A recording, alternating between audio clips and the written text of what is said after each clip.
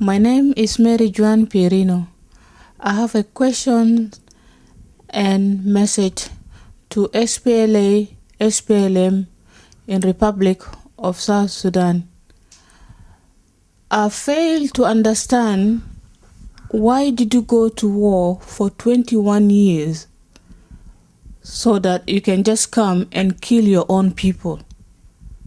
Until 2005, I know the reason, but actually my opinion has changed because I lost so many people in your hands than in the former Sudan. In 2013, that is in September, around 200 military personnel from Bahra Ghazal went to Rajaf East and started dividing Bari land among themselves. When soldiers were asked about it, they started verbally abusing and intimidating and threatening the citizens. Their notorious and particularly abusive slogan is, "Cowards, we liberated you. Go to Uganda, Congo, Kenya, and Gambela." This is truly shocking. The Republic of South Sudan has 10 states. Why have all the armed forces of this country in one state?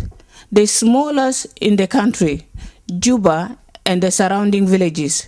This include army in Giada, Belfam, Magiri, Gudele, Kondokoro, the Republican Guard in Lurid, and the whole security personnel in Northern Bari, and the prison officers in Juba and the surrounding area, the police in West Rajaf, Buluk, Digala, and Gudele, and wildlife personnel in Juba, and a lot of the army also in Nimule and in Ye.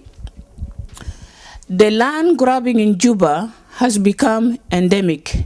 People are killed simply because somebody wants their land. And the excuse is Juba is the capital city. I have never seen this happen anywhere else in the world. The Bari people especially are mainly farmers. When their land is taken, where will these people go?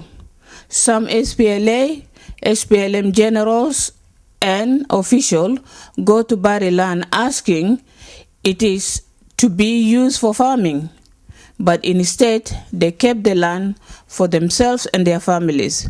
Like in the case of village of Kemiru, now it is happening in Luri, Bungu, Bilinyang, Kadoro especially is a private land, is taken now by the army, and the family of this particular family all is scattered in Juba. They have nowhere to go, and it's very, very sad.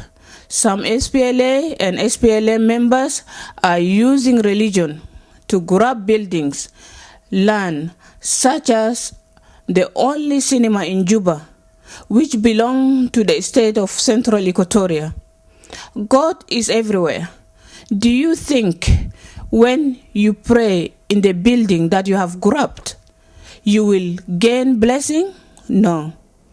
In churches now in Sudan, in South Sudan, some SPLA and SPLM members are sitting in the sofas. Very sad. This has tainted the image of the SPLA, SPLM. I have never seen sofa in the Vatican, Italy, the Church of England, UK, and all over the churches I've been to. In front of God, both the rich and the poor kneel together all over the world except in the Republic of South Sudan. I'm asking all the churches in Republic of South Sudan to remove all the sofas and side tables for their huts. It looks terrible. When people are settled for so little, you're worth more than that. A catastrophic situation is developing in South Sudan, with many vulnerable people being denied basic needs. No schools, they're only building hotels, villas, and all that. They don't even build schools.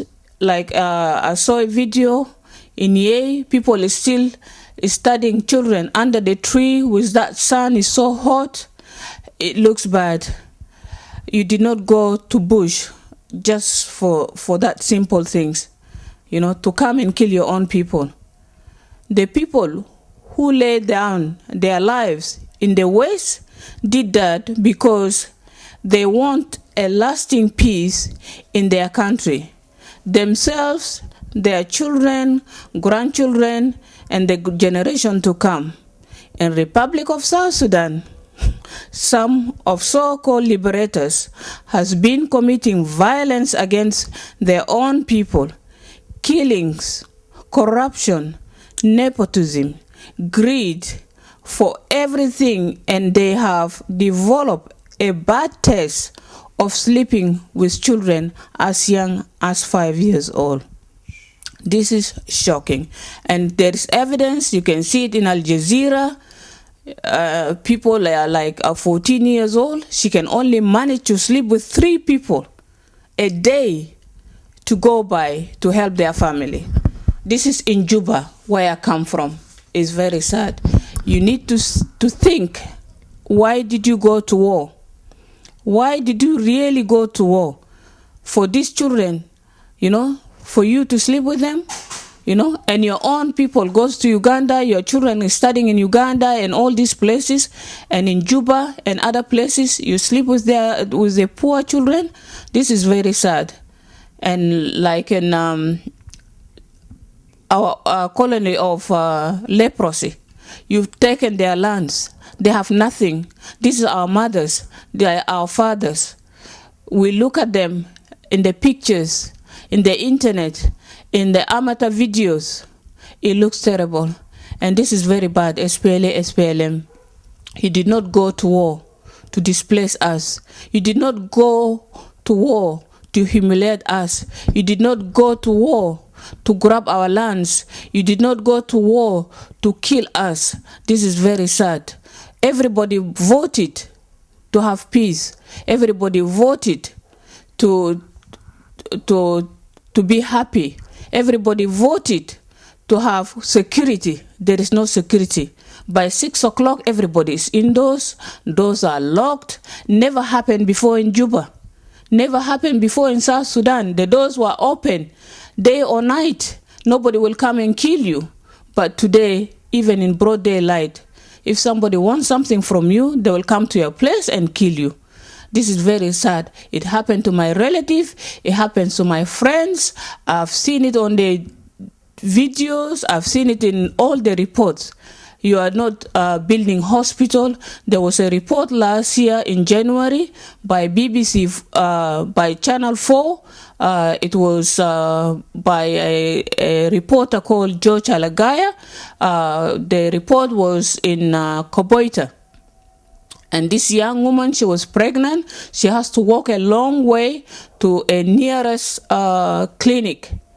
But sadly, when she got there, the baby died in her stomach. And she has to come back, walk back to her village. And she was sitting down. It was very sad. You can access that in Channel 4. It's a sad situation in South Sudan, and it's very bad. So there is no hospital, but you're building hotels littered in Juba just so for you to go around with girls and all that. That's what you know. It's very, very sad. And this is a message to you. And I will read something for you written by children, some of them from South Sudan and some African children. And this is what they said. I am a child born to you who have no peace, Oh, my motherland, very beautiful, mother, but now full of cries. We destroy you by our human nature, race, gender, inequality, corruption, Ebola, hunger, killings, and now you are a single parent, helpless. Those we call leaders say they are doing their best, yet all I still see is tears forming lakes and streams on people's face. Can you and I help save our mother? No, not if we are prisoners, chained down by gender, skin color, race, language, and appearance. In our case, in the Republic of South Sudan, tribes. Oh, poor mother, all that your sons and daughters can do now is to pray, hope, and spend sleepless nights dreaming of free world where we can all be measured on the same scale. My hope was fading away, but thanks to diversity for uniting me with my brothers in the north, east, south, and west. Without you, diversity, I'm no human. My life ends, the road narrows, I see no personality. Let me remind you of great motherland, sons and daughters, our heroes, Nelson Mandela, Martin Luther King.